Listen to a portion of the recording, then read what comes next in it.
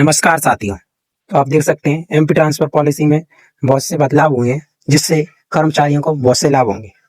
इन बदलावों में महत्वपूर्ण ये है कि नेताओं की धांधली कम हो जाएगी, पूरी प्रक्रिया लगभग ऑनलाइन चलेगी और भ्रष्टाचार से अपन फ्री हो जाएंगे।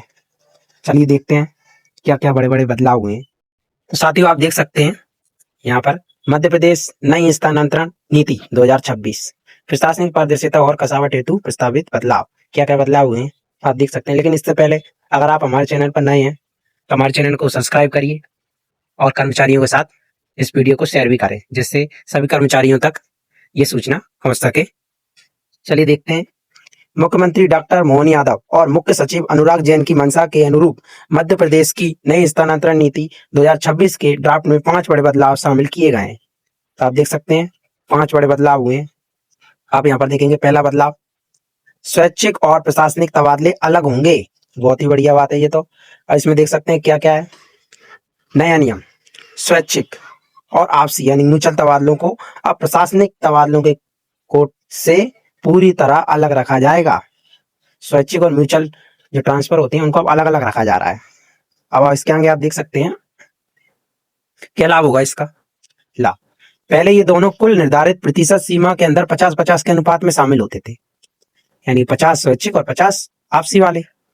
अब अलग होने से सरकार प्रशासनिक कसावट के लिए पिछले साल की तुलना में 5% अधिक प्रशासनिक तबादले कर सकेगी। इससे आपको फायदा है, एक्स्ट्रा तबादले हो पाएंगे। हो सकता है हमारा तबादला पहले हो जाए। अब दूसरे नंबर पे आप देख सकते हैं स्वैच्छिक आवेदनों को पहली प्राथमिकता। नियम क्या है, कर्मचारियों की सहूलियत के लिए स्वैच्छिक आवेदनों का निराकरण कुल दोष के आधार पर पहले किया जाएगा। इससे क्या लाभ होगा, ऐच्छिक स्थान मिलने से कर्मचारियों की कार्य उत्पादकता बढ़ेगी और इन तबादलों में सरकार को कहीं प्रशासनिक व्यय भी नहीं देना होगा। इससे कर्मचारियों को बहुत ज्यादा फायदा होगा। आगे देखते हैं अपन। आगे आप देख सकते हैं जनप्रतिनिधियों की थोकबंद सिफारिशों पर रोक लग जाएगी। क्या नियम है, नए पैरामीटर्स के तहत मंत्रियों और जनप्रतिनिधियों की थोकबंद सिफारिश पर ब्रेक लगाया जाएगा।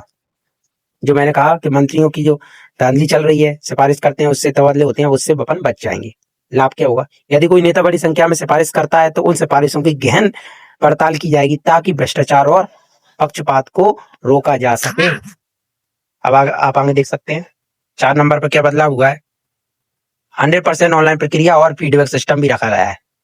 नियम क्या है, स्थानांतरण नीति में ऑफलाइन आवेदनों की व्यवस्था को पूरी तरह बंद करके प्रक्रिया को पूर्णतः ऑनलाइन किया जाएगा जिससे पारदर्शिता बढ़ जाएगी। लाभ क्या है, पारदर्शिता जांचने के लिए एक फीडबैक सिस्टम भी जुड़ेगा जिसके तहत कर्मचारियों से प्रक्रिया में आई कठिनाई या भ्रष्टाचार से संबंधित जानकारी ली जाएगी। यानी कि ट्रांसफर हुआ कि नहीं हुआ, हुआ तो क्या आपको दिक्कत आई और नहीं हुआ तो क्या दिक्कत आई, इसमें पूरी तरह फीडबैक अपन भर सकते हैं जिससे कर्मचारियों को मदद मिलेगी। आप आगे नीचे देख सकते हैं 5वां बदलाव क्या है।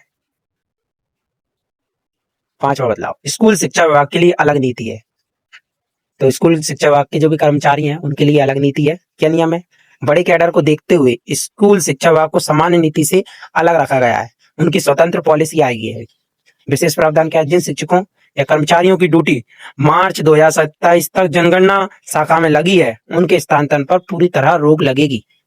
तो जिनकी ड्यूटी जनगणना में लगी है उनका स्थानांतरण अभी नहीं होगा। ये इसलिए भी है कि आपने जिस क्षेत्र में अभी मकान सूचीकरण किया है उस क्षेत्र में अभी लोगों की गिनती भी करेंगे, दूसरा चरण भी करेंगे। तो आपने पहला चरण किया है तो आपको दूसरा चरण करना है, इसलिए ये इन्होंने किया है ऐसा कि उन कर्मचारियों की स्थानांतरण पॉलिसी से उन्हें बाहर रखा गया है। आप आगे देखेंगे महत्वपूर्ण बिंदु जो बहुत जरूरी है, समय सीमा, तबादलों पर से प्रतिबंध 15 मई से 15 जून 1 महीने के लिए हटाया जा सकता है। तो 1 महीने तक आपके ट्रांसफर पॉलिसी चलेगी। विकल्प मांगना, कर्मचारियों से मनचाही पोस्टिंग के लिए 3 विकल्प मांगे जाएंगे। आप 3 जगह भर सकते हैं ट्रांसफर के लिए। अधिकारियों का विकेंद्रीकरण, तृतीय और चतुर्थ श्रेणी के जिले के भीतर तबादलों की कमान प्रभारी मंत्री और कलेक्टरों के पास रहेगी। प्रथम श्रेणी के अफसरों के लिए मुख्यमंत्री की मंजूरी रहेगी। तो तृतीय चतुर्थ श्रेणी वाले तबादलों के लिए मंत्री और कलेक्टर के पास रहेंगे पावर, और प्रथम श्रेणी के लिए मुख्यमंत्री के पास। लेकिन ये थोड़ी सी दिक्कत है, इसमें थोड़ा भ्रष्टाचार हो सकता है। आगे देख सकते हैं आप, बार बार ट्रांसफर पर रोक, पिछले 1 वर्ष के भीतर इस तरह के कर्मचारियों का समान परिस्थितियों में दोबारा तबादला नहीं होगा। तो पिछले 1 वर्ष के भीतर स्थानीय कर्मचारियों का समान परिस्थितियों में नहीं होगा। अगर आपने पिछले 1 वर्ष में तबादला करवाया तो आपका दोबारा मुश्किल हो सकता है। चलिए, आपने आज जाना ट्रांसफर पॉलिसी में क्या क्या बदलाव हुए हैं। ऐसी जानकारी के लिए आप हमें सब्सक्राइब कर सकते हैं। धन्यवाद।